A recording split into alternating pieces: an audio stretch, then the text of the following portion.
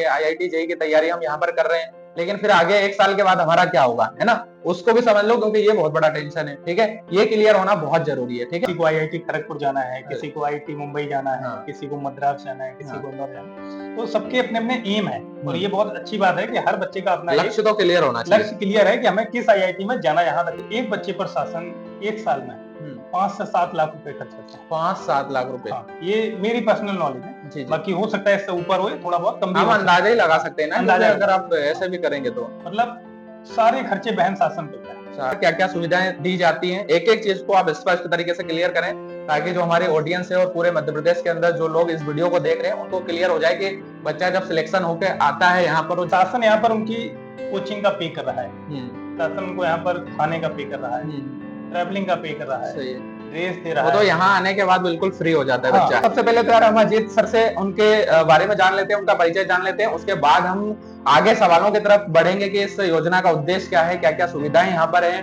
किस तरीके से आईआईटी जेईई के माध्यम से आईआईटी बॉम्बे, दिल्ली, जहां जहां भी है वहां तक स्टूडेंट जा सकता है, और इसमें किस तरीके से स्टूडेंट इस योजना के तहत आता है, वो सारी विस्तार से बात करने वाले हैं। लेकिन वीडियो में आगे बढ़ने से पहले वीडियो को अभी लाइक कर दीजिएगा और चैनल को सब्सक्राइब जरूर करिएगा, और इस वीडियो को लास्ट तक देखिएगा, क्योंकि ये वीडियो आपकी जिंदगी का बहुत ही महत्वपूर्ण वीडियो होने वाला है। चाहे आप स्टूडेंट हो या आपके बच्चे हो घर पर, तो आपके लिए वीडियो बहुत इंफॉर्मेटिव होने वाला है। तो चलिए ज्यादा समय नहीं लगाते हैं, सबसे पहले हम सर का वेलकम करते हैं और उसके बाद फिर हम आगे बढ़ेंगे। तो सर बहुत बहुत स्वागत है आपका हमारे चैनल पर। Thank you so much sir for this podcast.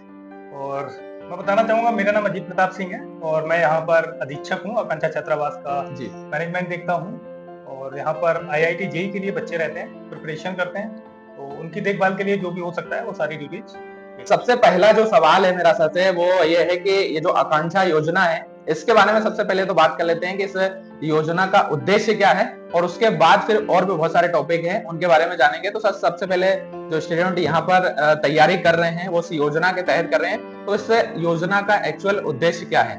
जी, मैं बताना चाहूंगा, ये योजना जनजातीय बच्चों को डेडिकेटेड करके बनाई गई थी 2018-19 में। 2018-19 में हाँ, इसका गठन हुआ था इस योजना का। और सारे जो जनजातीय बच्चे हैं वो हमारे सुदूर क्षेत्रों में रहते हैं, जैसे झाबुआ हो गया, अलीराजपुर हो गया, वहाँ के बच्चों को आईआईटी जेईई नीट क्लैट इनकी अवेयरनेस नहीं मिल पाती कि तैयारी करें तो कैसे करें, कहाँ जाएं, क्या करें। तो शासन ने, जनजातीय विभाग ने योजना बनाई, शासकीय आकांक्षा योजना, जिसमें बच्चे को रहना मिलता है, कोचिंग फ्री मिलती है, जाना आना फ्री मिलता है, खाना फ्री मिलता है, सारी व्यवस्थाएं फ्री ऑफ कॉस्ट मिलती है। और ये सिर्फ मध्य प्रदेश या पूरे देश?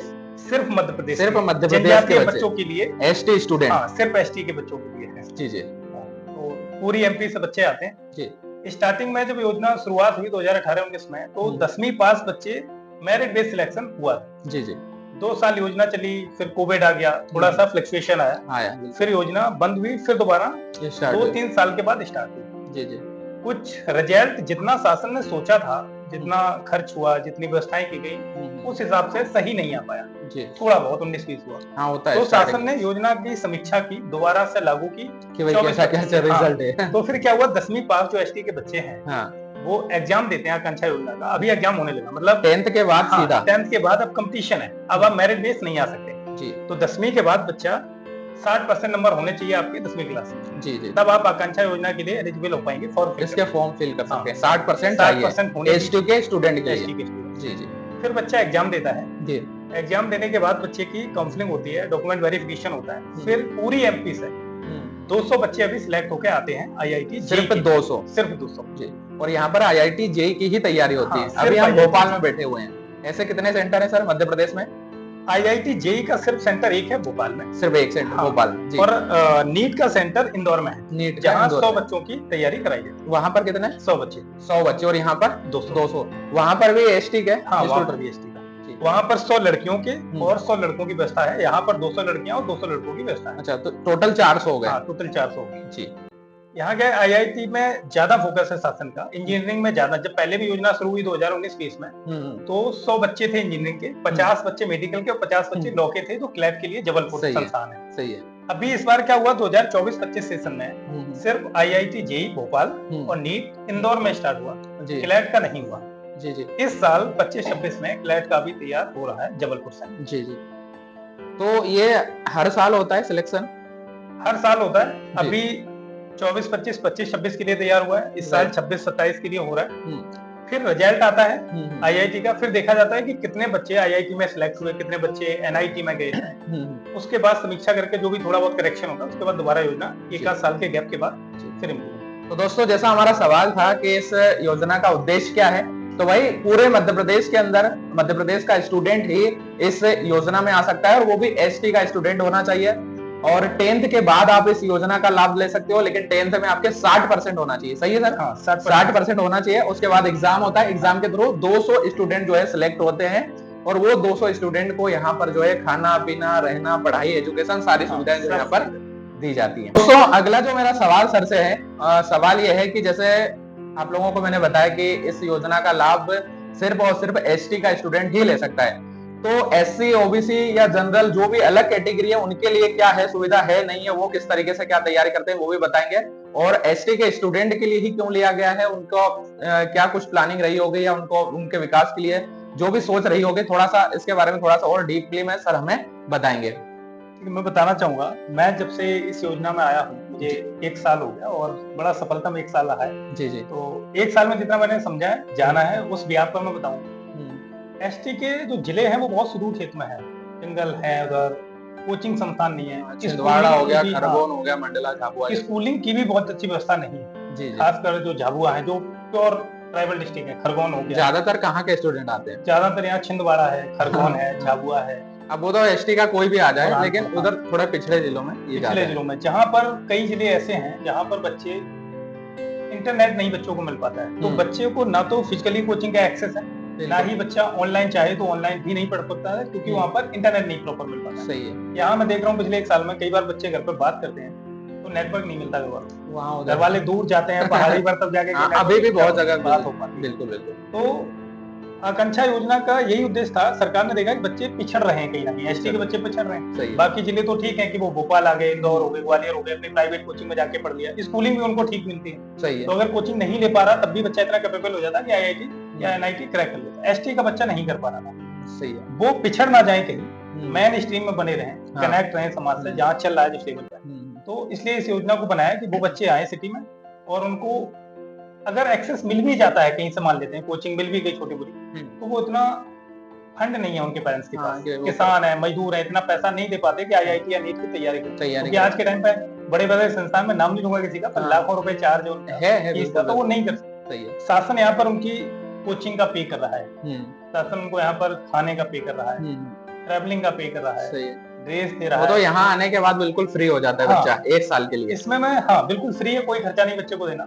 सबसे जो इसका मेन पॉइंट है, जो इस बार पिछली वाली योजना में नहीं था, 19, 20, 21 वाले बैच में नहीं था, इस बार शासन ने बच्चे को टैबलेट भी दिया फ्री ऑफ कॉस्ट दिया है, जिससे कि बच्चा कुछ पढ़ रहा है, टैबलेट पढ़ने के लिए। अच्छा। अगर बच्चे को नहीं कुछ समझ में आ रहा तो बच्चा ऑनलाइन भी एक्सेस है, कोचिंग के लेक्चर उसको ऑनलाइन भी मिल जाते हैं, नेट भी रहता है, हॉस्टल में नेट की भी सुविधा है यहाँ पर, तो बच्चा उससे भी पढ़ सकता है। तो इस बार ये बहुत अच्छा प्लस पॉइंट है कि बच्चे को टैबलेट मिल गया, तो बच्चा इंटरनेट से भी पढ़ पा रहा है। सही है। बच्चे यहाँ पर सिलेक्शन होके आ गए और यहाँ पर पढ़ाई करने के लिए, तो उनको यहाँ पर क्या क्या सुविधाएं दी जाती हैं, एक एक चीज को आप स्पष्ट तरीके से क्लियर करें, ताकि जो हमारे ऑडियंस है और पूरे मध्य प्रदेश के अंदर जो लोग इस वीडियो को देख रहे हैं उनको क्लियर हो जाए कि बच्चा जब सिलेक्शन होके आता है यहाँ पर, जब ये योजना बनाई गई है एसटी के बच्चों के लिए और सरकार सब कुछ कर रही है मुफ्त में, तो भाई उनको क्या क्या सुविधाएं यहाँ मिलती है बढ़िया तरीके से, क्योंकि जब इतने बड़े लेवल पे वो पढ़ाई कर रहा तो उसको सुविधाएं तो एक स्टैंडर्ड लेवल की मिलनी ही चाहिए, और मिलती होगी तो थोड़ा सा आप डिटेल में बताएं लोगों को क्लियर हो। मैं बताना चाहूंगा कि बच्चा यहाँ आता है, कोई बच्चा 300 किलोमीटर दूर से, 400, 500,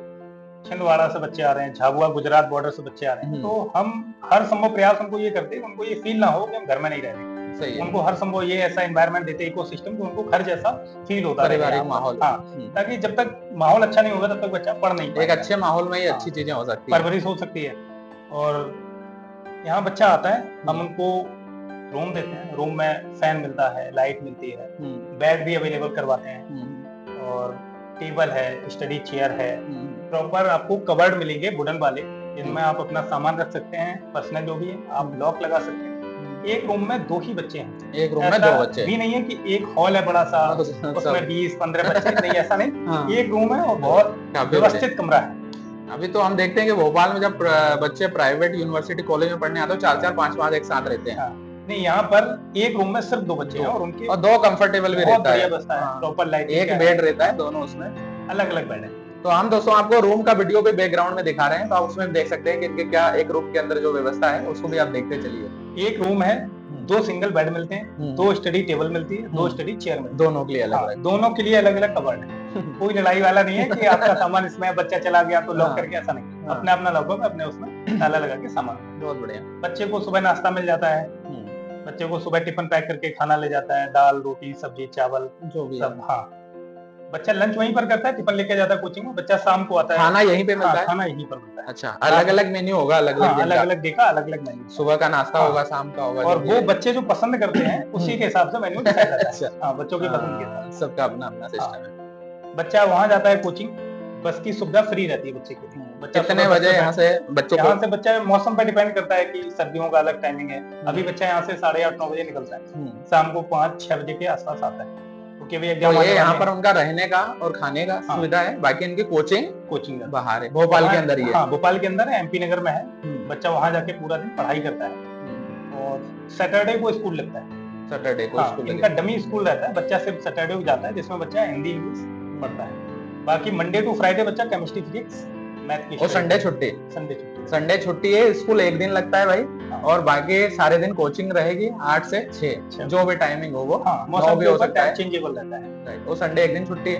खेल वेल का भी सिस्टम होगा, खेल वेल का है। बच्चा शाम को आता है, नाश्ता करता है और अपना पढ़ाई खाना वाना खा के 8 बजे तक बच्चा घर पे बात करनी है तो कर लेता है। जिन बच्चों के पास टैबलेट नहीं है या फोन नहीं है, तो बच्चे को हम बात कराते हैं, चौकीदार भैया रहते हैं, वो बात करा देते हैं। तो टैबलेट से इस वर्ष से सबको मिल रहा है? सबको मिला है, बच्चे हो बच्चियां हो, सबको। इनका ड्रेस कोड का भी कुछ रहता होगा? ड्रेस कोड का स्पेसिफिक नहीं, लेकिन शासन ने ड्रेस फिर भी इनको दी हुई है, तो ड्रेस कोड है। और बुक्स वगैरह शासन देता है, मतलब सब कुछ फ्री है, सब कुछ फ्री है, एक भी पैसा बच्चे को नहीं। वहां से बस आना है, यहाँ आना है। बच्चे को जो बिस्तर यूज हो रहे हैं, गद्दा है, तकिया, कंबल, उसका बच्चे को 5,900 रुपए कुछ मिलता है, लगभग 6,000 आप मान के चल सकते हो। उसको पे करना है, बच्चे के अकाउंट में सरकार पे करती है। अच्छा, और वो अपना लेके यहाँ व्यवस्था करो, उससे बच्चा अपना खरीद लेता है।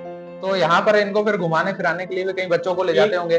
पहली जब साल बच्चा आता है तो उसको लोकल ट्रिप मिलती है, जिसमें हम ट्राइबल म्यूजियम दिखाते हैं, बड़ा भोपाल के अंदर बहुत सारी चीजें, जो भी भोपाल में मतलब है पॉपुलर, वो सारी चीजें बच्चे को, थोड़ा सा नहीं तो वो यहीं पे बोर हो जाएगा, मतलब थोड़ा सा खेल कूद का बच्चों के लिए बगल में अपना है, छोटा सा ग्राउंड है, उसमें बच्चे क्रिकेट का सामान है, और फुटबॉल है, वॉलीबॉल है, ये सब, चेस हो गया, मतलब इंडोर आउटडोर दोनों का सामान बच्चे को प्रोवाइड कराया जाता है। सही है।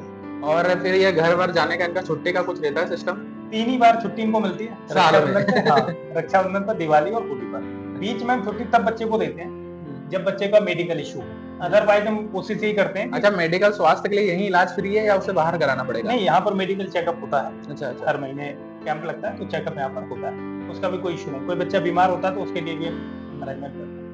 चलिए, बहुत बढ़िया, बहुत शानदार योजना है। बच्चे को कोई दिक्कत नहीं होती है, बच्चे को बिल्कुल घर जैसा इकोसिस्टम। क्योंकि 10th क्लास में बच्चे आजकल उतना ज्यादा वो भी नहीं हो पाते, क्योंकि गांव में 10th की पढ़ाई करते हो, उसके बाद सीधे भोपाल आ जाना, तो बहुत बढ़िया माहौल है यहाँ पर। जैसे सर ने हमें बताया कि भाई यहाँ पर रहने का, खाने का, टेबलेट भी मिल रहे हैं, आप पढ़ाई करने के लिए यहाँ से बस की सुविधा है, जो ये तो छात्रावास है, यहाँ पर आप रह सकते हैं, सो सकते हैं, खा सकते हैं, आराम कर सकते हैं, खेलने कूदने का सिस्टम है। उसके बाद भाई यहाँ से कोचिंग भोपाल के अंदर ही है, तो वहीं आप कोचिंग जाएंगे, यहीं पर घुमाने फिराने की भी सुविधा है, तो सारी व्यवस्था है।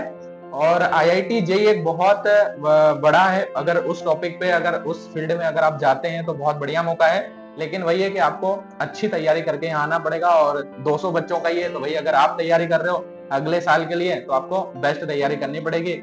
और इसके फॉर्म की डेट के कुछ जानकारी कैसे मिलती है? जनरली जैसे इस वर्ष का तो हो गया, अगले वर्ष कब आएगा? अगले वर्ष आएगा अप्रैल के बाद, मई जून तक आ जाता है।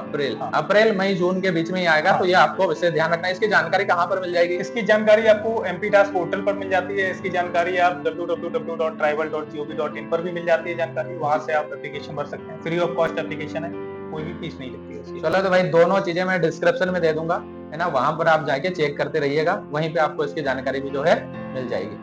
इसके एग्जाम सेंटर भी नियर बाई ही रहते हैं। अच्छा, सेंटर कहाँ पर एग्जाम होते हैं? जैसे भी भोपाल के बच्चे थे तो उनका यहीं ज्ञानोदय स्कूल में सेंटर था।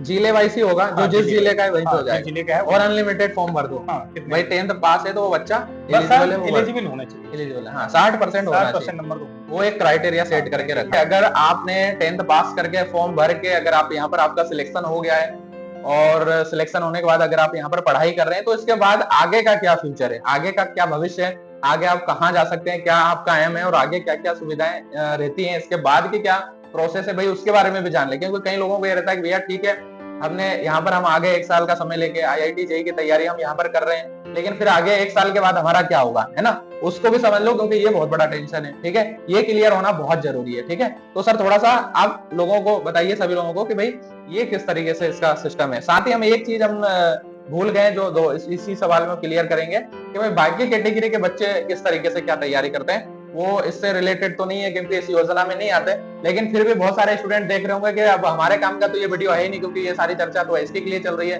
तो सर अपने नॉलेज में अगर सर को पता हो तो वो बाकी बच्चों का क्या प्रोसेस है, IIT जेईई का क्या सिस्टम है, बाहर से किस तरीके से होता है, वो भी थोड़ा सा हमें लास्ट में सर इसको कवर करेंगे। ठीक है, तो सबसे पहले तो आप बता दीजिए कि इनका आगे क्या भविष्य रहेगा 1 साल के बाद। तो जैसा कि हमें पता है कि ये IIT जेईई की यहाँ बच्चे तैयारी करते हैं, इनका जो मेन उद्देश्य है वो IIT में सिलेक्ट होना ही है जी। जब हम बच्चों से चर्चा करते हैं तो ज्यादातर बच्चे बताते हैं बच्चे बहुत ज्यादा सीरियस था, हालांकि ज्यादातर बच्चे सीरियस ही हैं, अभी वो यहाँ पर आ पाए पूरी सीरियस ही आएगा। 200 बच्चे आए तो वो गोल्डन है। तो हम आपको रूम की विजिट करवाएंगे, बच्चों ने रूम में कॉपियों पर लिख रखा है, किसी को IIT खड़गपुर जाना है, किसी को IIT मुंबई जाना है, किसी को मद्रास जाना है, किसी को इंदौर जाना है, तो सबके अपने अपने एम है। और ये बहुत अच्छी बात है कि हर बच्चे का अपना लक्ष्य तो क्लियर होना चाहिए, लक्ष्य क्लियर है कि हमें किस IIT में जाना, यहाँ तक तो क्लियर है। तो ये दर्शाता है कि बच्चे बहुत ज्यादा सीरियस हैं, उन्हें IIT में ही जाना। अच्छा, हमारा भी मेजर, सरकार का भी, शासन का, सबका मेन उद्देश्य यही है कि मैक्सिमम बच्चे IIT क्रैक करके IIT में जाए। किसी कारण से किसी बच्चे की पढ़ाई में थोड़ी बहुत कमी रह गई तो वो NIT में चला जाता है, जैसे अपने मैनेजमेंट बच्चे चले जाते हैं। पिछली योजना जो थी 2019, 18, 20 वाला बैच, उससे भी काफी बच्चे मैनेजमेंट पढ़ाई कर रहे हैं और पढ़ाई करके भी अच्छी जगह उनका सिलेक्शन भी हुआ, किसी का कैंपस सिलेक्शन। अच्छा, इसमें एक चीज और अच्छी है कि जब बच्चा यहाँ पर 2 साल रहकर तैयारी करता है ना, 10वीं पास करके आता है, 11वीं करता है, 12वीं करता है, 11वीं 12वीं भी यहीं हो जाएगी। हाँ, यहीं पर हो जाएगी उसकी। तो उसको 12वीं बोर्ड का सर्टिफिकेट मिलेगा, MP बोर्ड का मिलेगा, तो उसका भी एग्जाम होगा। उसका भी एग्जाम, बच्चा बोर्ड एग्जाम भी यही रहेगा। बोर्ड एग्जाम, ये मतलब दोनों की पढ़ाई चलेगी, दोनों की पढ़ाई बच्चे की पैरेलल चलती रहती है। तो बच्चा IIT में सिलेक्ट हो गया, मान लो, चलो ये टेंशन आपकी खत्म हो जाएगी कि भैया हम 10वीं के बाद अगर इधर उधर हो गए तो फिर 11वीं 12वीं करो, तो वो चीज भी आपकी यहाँ हो जाएगी, आपका समय या साल बर्बाद नहीं होगा। कुछ भी बर्बाद नहीं, दोनों चीजें पैरेलल चलती है। बच्चे IIT पे फोकस करते हैं, जिन्होंने अच्छी पढ़ाई कर ली वो सिलेक्ट हो गए। कुछ बच्चे NIT में चले गए, कुछ बच्चे फिर भी रह जाते हैं, 10, 20, 50 बच्चे, तो वो क्या करते हैं, फिर बाद में नोट्स प्रिपेयर हो जाते हैं, अपनी तैयारी करते रहते हैं यहाँ से जाने के बाद में। तो पिछली बार ये देखा गया कि 2 साल बाद उससे भी बेहतर रिजल्ट आया। अच्छा, हाँ, जो करंट ईयर में रिजल्ट आया था उससे कहीं ज्यादा बेहतर। अगर पिछला रिजल्ट देखें तो 200 बच्चों में 100 बच्चों में, पिछली बार ये योजना 100 बच्चों के लिए। अच्छा, 19-20 वाले बच्चे, 100 बच्चों के लिए। अच्छा, नहीं, यहाँ से कितने सिलेक्शन हो गए IIT के लिए? IIT के लिए लास्ट टाइम जो करंट ईयर गए थे वो करीब 6 बच्चे गए थे। 6 बच्चे। NIT में करीब 15-20 बच्चे गए, क्योंकि उनका भी वहाँ है कि भाई इतनी ही है, मतलब जैसे IIT के लिए निकलता है ना, तो ये पूरे देश के लिए निकलता है भाई, सारी IIT के लिए निकलता है, उसमें भी रहता है कि भाई इतनी हमारे पास ST की जगह, ऐसे ही रहता है, कोटा रहता होगा अलग अलग। अब ST के लिए जितना निकला है तो फिर मध्य प्रदेश के अलावा अदर स्टेट भी है भाई, वहाँ के भी ST के बच्चे हैं, तो आपको इन सब में कॉम्पिटिशन करके ही निकलना है। सही है सर? हाँ, बिल्कुल। अच्छी बात यह है कि ST के जो कैटेगरी सीटें रहती है, कैटेगरी, उसमें इनके जो कट ऑफ है वो भी कम जाती है। हाँ। इस बार अगर मुझे सही है यार तो शायद 37 पर इनकी कट ऑफ, 37 इस बार मोस्ट प्रोबेबली 40 या 45। हाँ, तो इस बार थोड़ा बहुत ऊपर नीचे हो सकता है, पेपर के ऊपर डिपेंड करेगा। तो मेन टारगेट इनका IIT है, अगर बच्चा नहीं क्रैक कर पाता तो NIT में चला जाता है, NIT में भी जाने का मौका है। सही है, प्रॉपर मौका है, तो बच्चे बीटेक कर लेते हैं वहां पे जाके, और NIT भी बहुत अच्छा है, IIT के बाद दूसरे नंबर पर किसी अगर पानी मिल जाता है मैंने तो बहुत ही अच्छा है। हाँ, ये भी। अब जैसे थोड़ा सा हम कई लोगों को लग रहा होगा कि अरे यहाँ पर 2 साल हमने 1 साल तैयारी करी, कुछ नहीं हुआ, तो आप समझो सबसे पहले कि IIT जेईई मींस बहुत बड़ी चीज, इसके लिए हर कोई तैयारी नहीं कर पाता। अगर सर से थोड़ा सा हम जान लें कि अगर इसकी तैयारी कोई अदर कैटेगरी वालों के लिए तो है ही नहीं, वो बाहर से ही अपना प्राइवेट तैयारी करके इसके IIT के लिए तैयारी करते हैं ना, क्योंकि IIT जेईई की अगर कोई बाहर से तैयारी करता है तो कितना खर्चा आ जाता होगा सर? मैं पहले आपको यहाँ का बताना चाहूंगा। हाँ। मैं पूरा जो डिटेल है ब्रेकडाउन वो तो नहीं बताऊंगा क्योंकि वो कॉन्फिडेंशियल है जी। पर अगर एवरेज आउट करते हैं तो एक बच्चे पर शासन 1 साल में 5 से 7 लाख रुपए खर्च करता है। 5-7 लाख रुपए? हाँ, ये मेरी पर्सनल नॉलेज है जी, बाकी हो सकता है इससे ऊपर हो, थोड़ा बहुत कम भी। हम अंदाजा ही लगा सकते हैं ना, अंदाजा अगर आप ऐसे भी करेंगे तो मतलब सारे खर्चे बहन शासन करता है। सारा, हाँ, तो सारे से एक अंदाजा ही लग जाता है कि इतने सारे खर्चों के लिए इतना तो कोचिंग, ट्रांसपोर्टेशन का, यहाँ रहने का, स्कूल फीस का सारा खर्चा वहन करता है शासन। तो लगभग अगर प्राइवेट भी हम जाते हैं ना, तो प्राइवेट तो आज की डेट में एक एक सब्जेक्ट की इंडिविजुअल कोचिंग लेनी पड़ती है। केमिस्ट्री बच्चा किसी और टीचर से पढ़ रहा है, फिजिक्स किसी और से पढ़ रहा है, मैथ किसी और से, जो भी नामी टीचर है, तो अलग अलग सब्जेक्ट के अलग अलग टीचर से बच्चे कोचिंग करते हैं, वो बहुत कॉस्टली हो जाती है। कॉस्टली उससे भी ज्यादा कोचिंग से हो जाता है बच्चे का सिटी में रहना और खाना, वो सर्वाइव, एजुकेशन तो चलो हो जाएगा, लेकिन रहना खाना और बेहतर माहौल का मिलना, और फिर देखो आप अकेले तैयारी कर रहे हो वो अलग चीज हो जाती है, और एक जैसा समूह अगर आपको मिल जाए तो तैयारी करने में और बेहतर वहाँ कहीं आप रेंट पे रह रहे हो, वहाँ का इको सिस्टम कैसा है पता नहीं, कैसा मिलेगा। सही है। दूसरा, आप अपने पॉकेट के हिसाब से ही मैंने हर चीज करोगे, तो आपके अगर पॉकेट में कम पैसे हैं तो आप थोड़ा रूरल एरिया में रहना चाहोगे, वहाँ आपको इको सिस्टम अच्छा नहीं मिलेगा। यहाँ पॉजिटिव जो पॉइंट है, प्लस पॉइंट, वो यही है कि यहाँ पर सारे बच्चे 200 सिर्फ आईआईटी पे फोकस करके पढ़ाई कर रहे हैं। और बहुत बढ़िया जगह है, बिल्डिंग भी बनी है और बहुत बढ़िया माहौल है यहाँ का पूरा। हम आपको कैप्चर दिखाएंगे, इसका व्यू पूरा दिखाएंगे तो आप देखेंगे कि बहुत बढ़िया जगह है। तो भाई सॉलिड है, बढ़िया तरीके से अगर आप आईआईटी में जाना चाहते हो और अगर आप एसटी के स्टूडेंट हो तो आपके लिए बहुत सुनहरा मौका है। अब इस साल तो अंतिम डेट निकल गई है, सारा सब कुछ सिलेक्शन हो गया, लेकिन 2026 के लिए आप बढ़िया तरीके से तैयारी कर सकते हो। अगर आप 10th में हो, अगर 9th में भी हो, 8th में भी हो, तो आप अगले 2 साल का ये लक्ष्य बना के चाहिए कि 10th में अच्छे नंबर लेकर आना है, इधर सिलेक्शन होना है, और यहाँ के बाद अगर आईआईटी का आपका लक्ष्य है तो ये आपके लिए बहुत सुनहरा मौका है, क्योंकि बाहर से तो लोग स्ट्रगल करके अपनी तैयारी स्टूडेंट करते हैं, लेकिन अगर आप एसटी के हैं तो भारत मध्य प्रदेश की सरकार ने आपके लिए सुनहरा मौका दिया है, यहाँ से आप अपना फ्यूचर को पूरी तरीके से ब्राइट कर सकते हैं। तो दोस्तों बहुत अच्छा लगा अजीत सर से बात करके, मिलके, और इन्होंने इस योजना के बारे में बहुत विस्तार तरीके से बताया, क्योंकि सर यहाँ का मैनेजमेंट संभालते हैं, तो बढ़िया तरीके से इन्होंने पूरी जानकारी दी। तो सबसे पहले तो मैं सर का बहुत बहुत धन्यवाद करना चाहता हूँ, और बहुत अच्छा लगा सर आपसे आकर, मिलकर, और ये सारी इन्फॉर्मेशन जो आपने सब लोगों तक पहुंचाई है उसके लिए बहुत बहुत धन्यवाद। और आपने अपने बहुमूल्य समय हमें दिया है, बातचीत करने के लिए समय निकाला है, उसके लिए भी मैं आपका धन्यवाद करना चाहता हूँ। Thank you so much sir. और मैं एक मैसेज देना चाहूंगा कि ये योजना बहुत अच्छी है, एसटी जनजातीय बच्चों के लिए है।